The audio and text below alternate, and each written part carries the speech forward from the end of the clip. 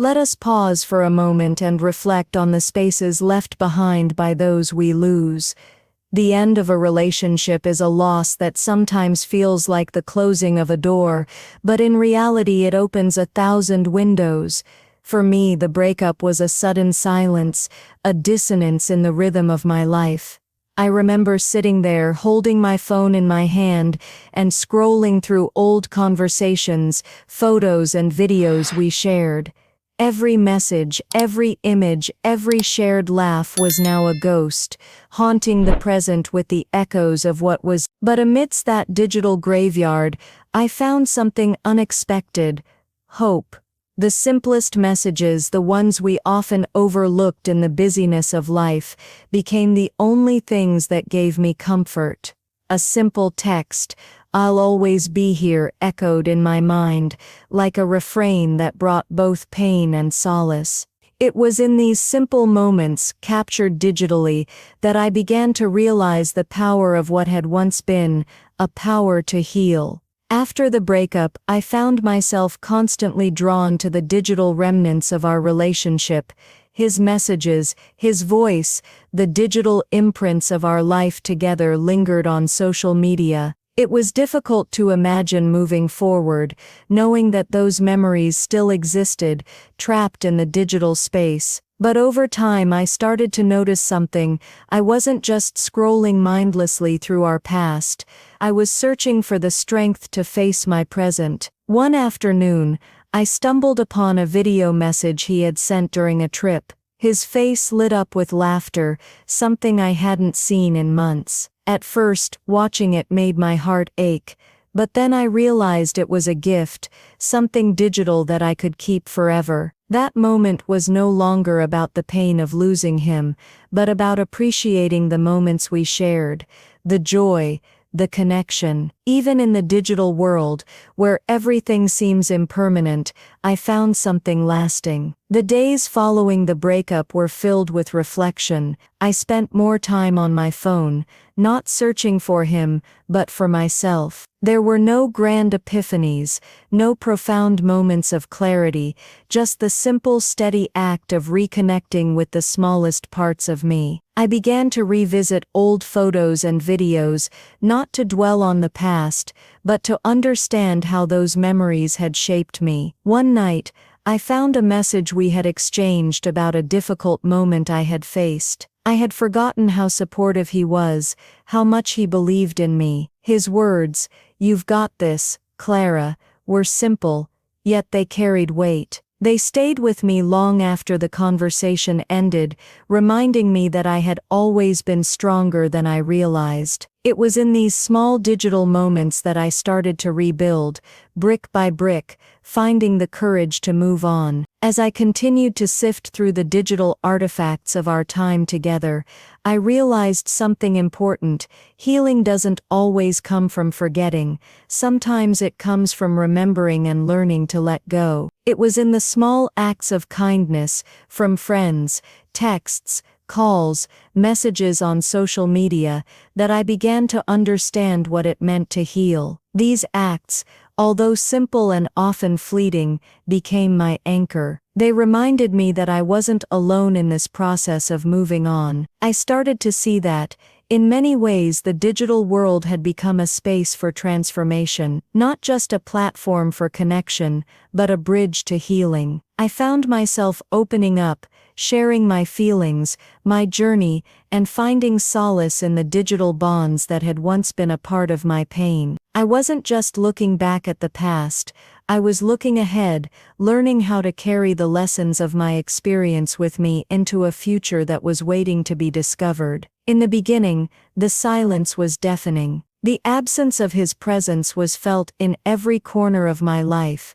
from the empty spaces in my home to the quiet hours at night when I would check my phone, hoping to see his name pop up. But over time, I realized that silence was not my enemy, it was my teacher. It was in the quiet, in the moments where I disconnected from the constant noise of the digital world, that I found peace. I began to step away from the notifications, the constant barrage of updates, and instead focused on the small moments of stillness. I started walking, journaling, reflecting, and in these moments of solitude, I found clarity. The digital space, which once felt overwhelming, became a place of quiet reflection, where I could connect not with the past, but with my future. It was during one of these quiet moments that I realized something crucial.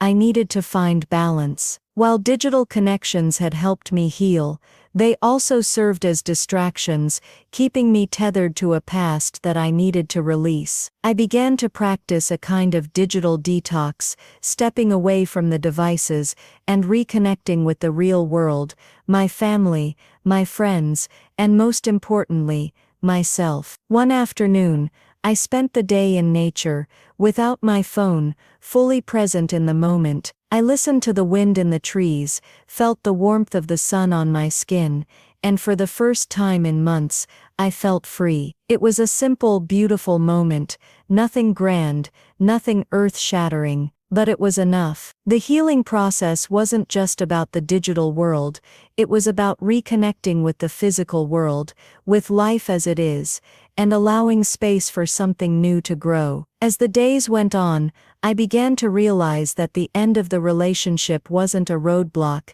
it was a turning point. I had spent so much time looking backward, mourning what I had lost, but slowly, I began to look forward. I began to focus on the things I had put aside, the passions, the hobbies, the dreams I had once put on hold. One day, I stumbled upon an old journal entry where I had written about my dreams of starting a new project. That was the moment I decided to take the first step towards something new. I didn't know where it would lead, but I knew that it was time to move forward. The simple act of revisiting my past aspirations gave me a new sense of purpose. It wasn't about forgetting the past, it was about building a future that was uniquely my own. In the weeks following, I began to connect with others who were going through their own transformations. Whether through text messages, social media posts, or video calls, I found a sense of solidarity in the shared experience of moving on. It wasn't just about my journey,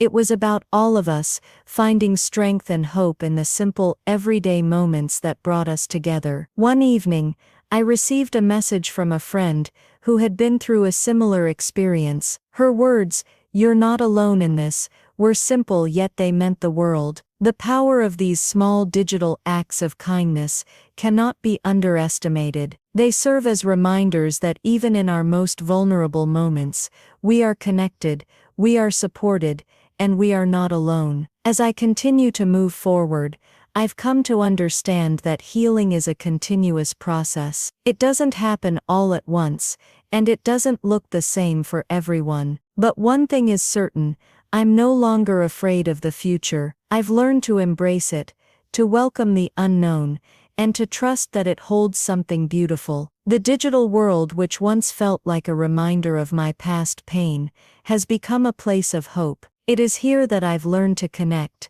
to heal, and to rediscover the parts of myself I thought I had lost. And as I move forward, I know that I carry with me the lessons, the love and the strength that will guide me through whatever comes next. The end of one chapter is always the beginning of another, and in this new chapter of my life, I find myself more present, more aware, and more ready to embrace what comes next. The past is no longer a weight that holds me down, it is a foundation upon which I stand. And as I look ahead, I know that I am stronger, wiser, and more open to the love and experiences that await. I invite you, the viewer, to reflect on your own journey of healing. What small digital moments have helped you move on? What simple acts of connection have given you the strength to embrace change? Let us embrace the power of these small moments and carry them with us as we move forward, together. In the next episode, we will meet someone who, like me, is learning to navigate the complexities of relationships and separation in the digital world. What happens when digital connections lead to unexpected healing? Stay tuned to continue this journey of self-discovery and growth.